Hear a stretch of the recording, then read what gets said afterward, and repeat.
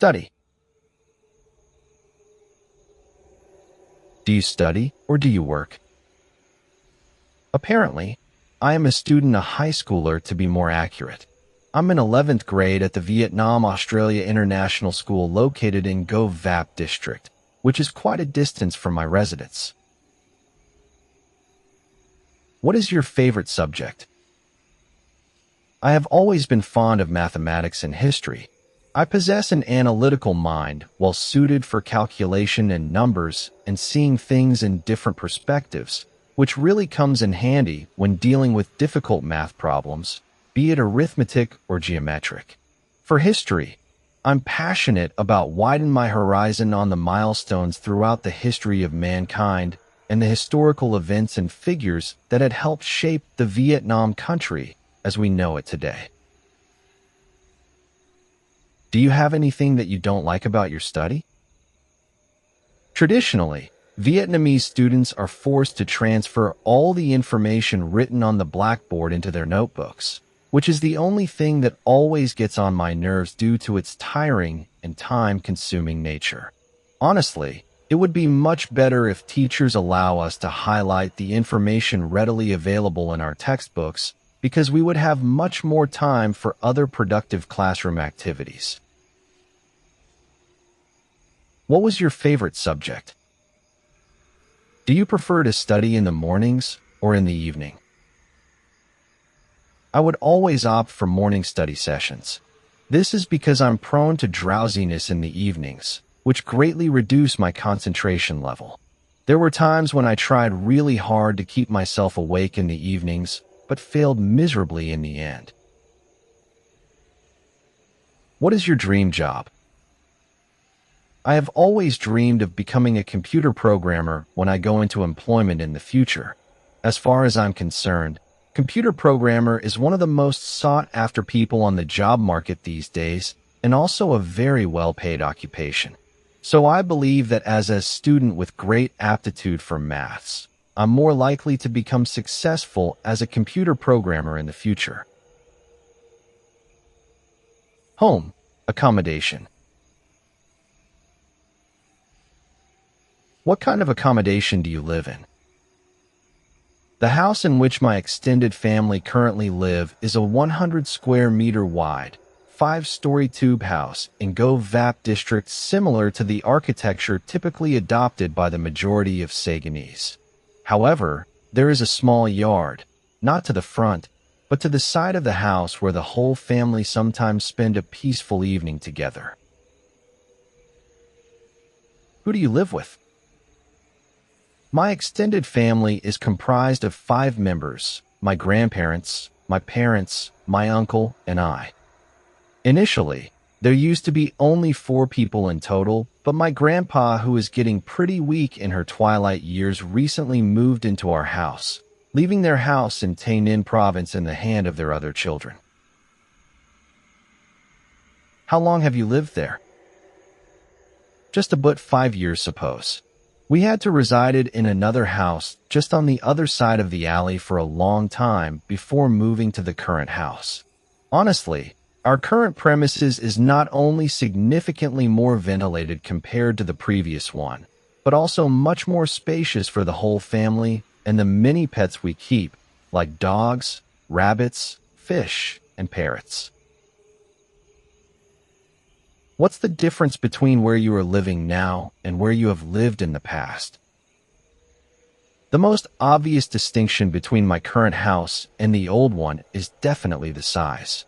The one where we are staying in is considerably bigger and longer than the previous one, which offer more space not only for family activities, but also for the wide range of trees and animals we raise and keep inside the house.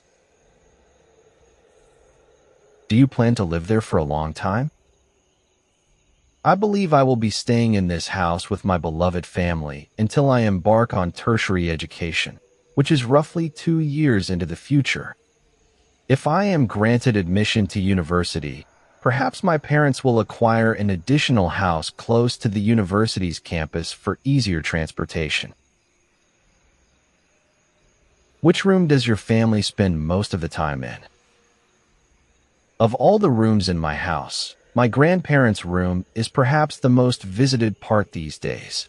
My 80-year-old grandma is getting increasingly frail in her twilight years, so the other family members, including my parents, uncle, other aunts, and I come to take care of them on a daily basis. Are the transport facilities to your home very good? From my observation, the road infrastructure in my local area is pretty decent. My neighborhood is completely free from traffic congestion or flooding problems which have plagued SG for a long time. Also, the alleyway in front of my house is wide enough for cars access, and on top of that, we don't have to worry about car parking because there is an enormous parking space not far from our residence. Do you prefer living in a house or a flat? I always prefer a life in my personal house. I mean, your own house offers much more privacy and freedom compared to even a high-quality flat. In my personal house, I can do whatever I feel like doing without having to bother my neighbors, and my private matters would not be encroached on by nosy people. In addition, I can exit the house quickly in case of fire instead of descending many flights of stairs, which is very common in a flat. What part of your home do you like the most? My bedroom, no question about it. You can say that my bedroom is my safe haven, my personal space where I can do whatever I feel like doing. In fact, nothing beats feeling of lying on my fluffy bed to get some good sleep after a long, hard-working day. Hometown. Where is your hometown? Please describe your hometown a little. I was born and raised in Saigon, the leading commercial center of the South, and even Vietnam. This bustling metropolis offers a lovely blend of culture and tradition, the old and the new that could capture the heart of every tourist. I'm sure that when you stroll through the city street, you'll be amazed by the kaleidoscope of colors and vibrant energy created by the stunning architecture. Another thing that sets Saigon apart is the hospitable and friendly residents, who are always willing to lend a helping hand to those in need.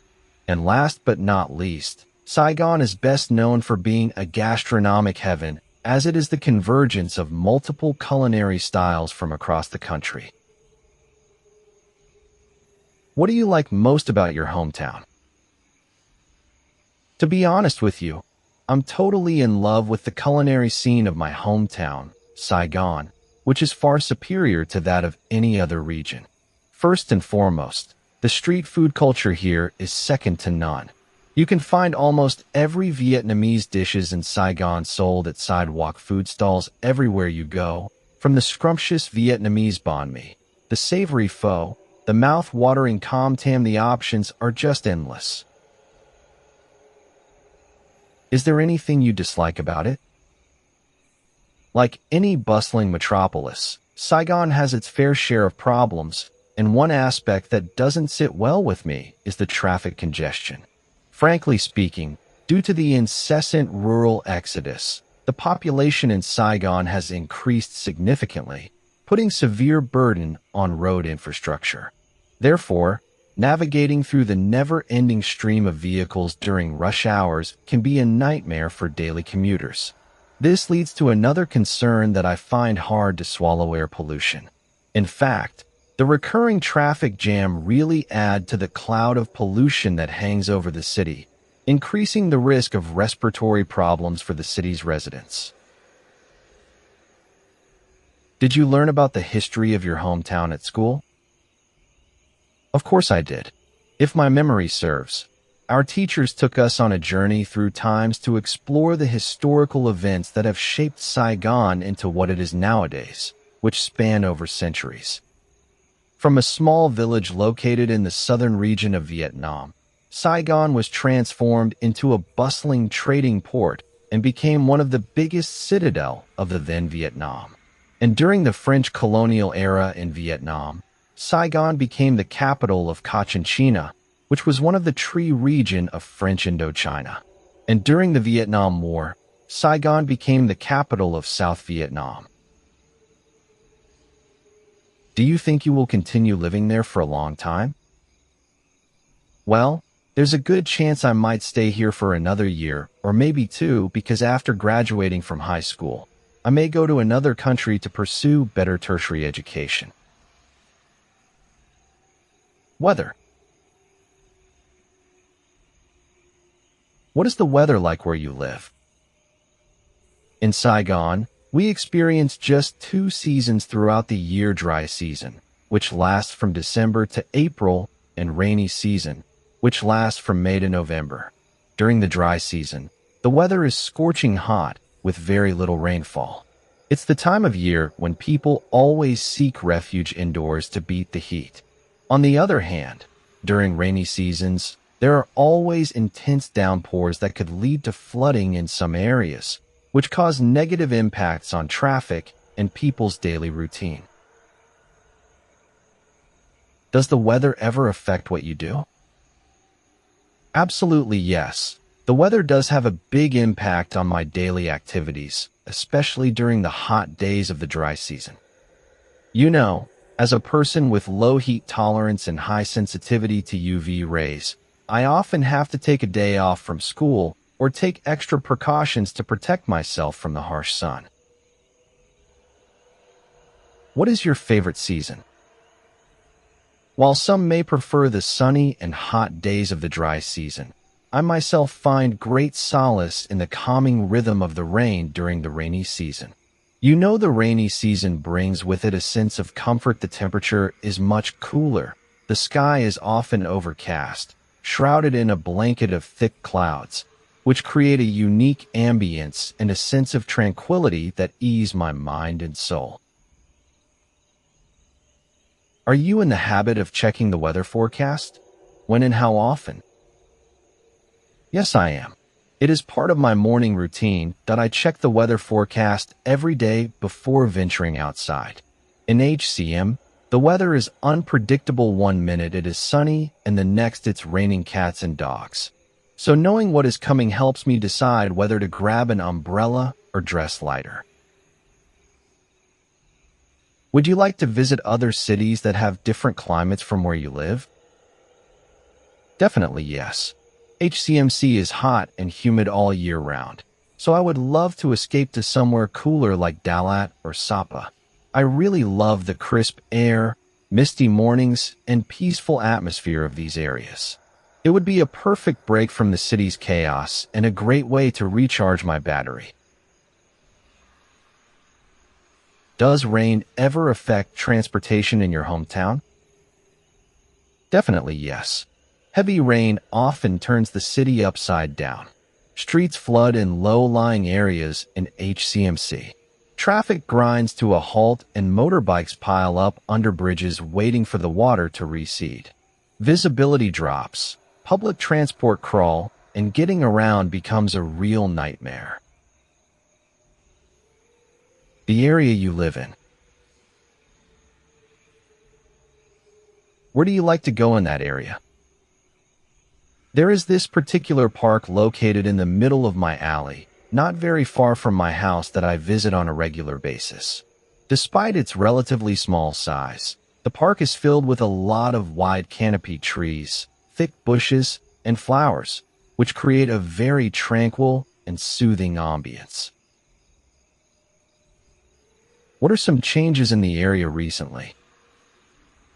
The only noticeable change to my neighborhood is perhaps the change in ownership of the house next door. You know, 5 years ago, that house belonged to a very friendly young man whom I have been on very good terms with. However, he sold his house and moved to a different area, so the house is now occupied by a new family. Is there anything you dislike about the area that you live in? Definitely yes. The loud noise coming from the neighbor's house across the street always drives me crazy. Specifically speaking, the man in that house has a habit of singing while playing his guitar via loudspeakers every single night, which greatly annoys not only me, but also other people living nearby. I wish the local authority would do something to stop his horrible singing. Are there any famous people living in your area? Not really. I don't think there are any celebrities or well-known figures living near my place. I live in an ordinary neighborhood in Ho Chi Minh City, mostly filled with working-class families and small business owners. Daily routine. What is your daily routine? To be honest with you, my daily routine isn't that much different from that of a typical Vietnamese secondary student. In the morning, I usually wake up at exactly 5 a.m. to get myself enough time for my personal hygiene procedure, about 30 minutes I suppose.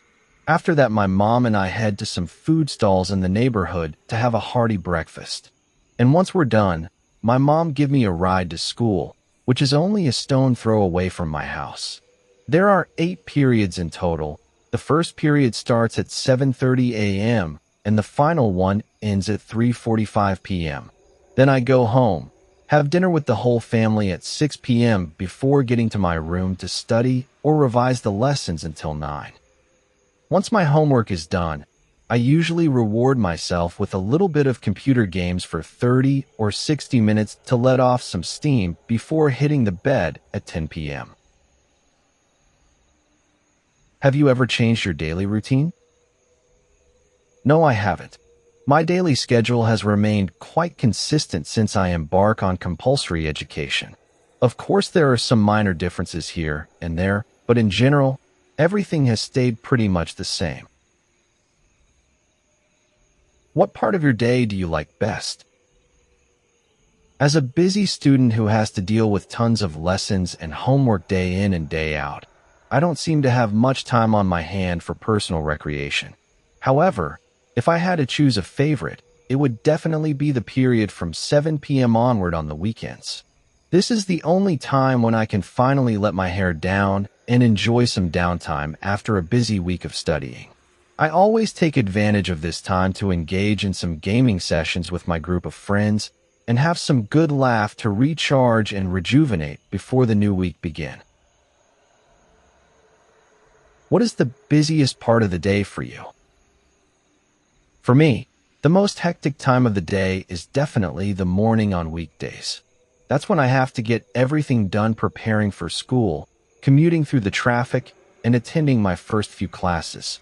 It's usually quite busy because HCMC's traffic can be pretty chaotic during rush hour. Once I get past that, the rest of the day feels a lot more manageable. Leisure time. What do you do in your spare time? Most of the time when I'm not occupied with anything, I tend to grab my iPad and enjoy some gaming sessions while gossiping about trivial matters with my friends on free instant messaging apps like Messengers or Zalo. Do you prefer to stay at home in the evenings or to go out? I'd much prefer to enjoy an evening out with my friends or family to just staying at home, you know.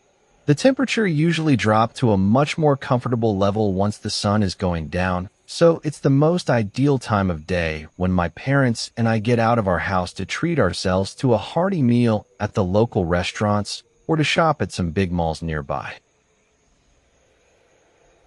Do you think modern lifestyle give people enough time for leisure? I believe so. The war against French colonial empire and the Vietnam War have long gone, so in this peacetime, instead of worrying about fighting bloody battles, Vietnamese people can afford the luxury of investing personal time in their hobbies or other recreation activities such as sports, gaming, cosmetics, self-betterment, or even traveling. Do you think people nowadays have more time to relax than in the past? As mentioned in the previous answer, I believe people these days can afford more time for relaxation than in those in the past due to a vast array of modern machines that are designed to replace manual labor. All they need to do is pressing some buttons on their phones and things will be processed automatically for them. Do old and young people spend their leisure time in the same way? Well, there's a big difference between how the elderly and the young spend their free time as far as I can see. Young folks these days who seem to always be full of energy are more interested either in socializing on social networking sites such as TikTok, Facebook, or participating in thrill-seeking activities like extreme sports. On the other hand, people in their 40s and above tend to take delight in more gentle pastimes such as playing chess, keeping household plants or pets. If you had a child, what leisure places would you take him or he to? I would definitely take my future child to Phu Quoc Island because it was the very first place I traveled to back then when I was still a kid. On top of that, Phu Quoc, still possessing an unspoiled beauty even today's, is a great destination for my offspring to blend with nature and to enjoy some precious family bonding moment with his or her mom and dad.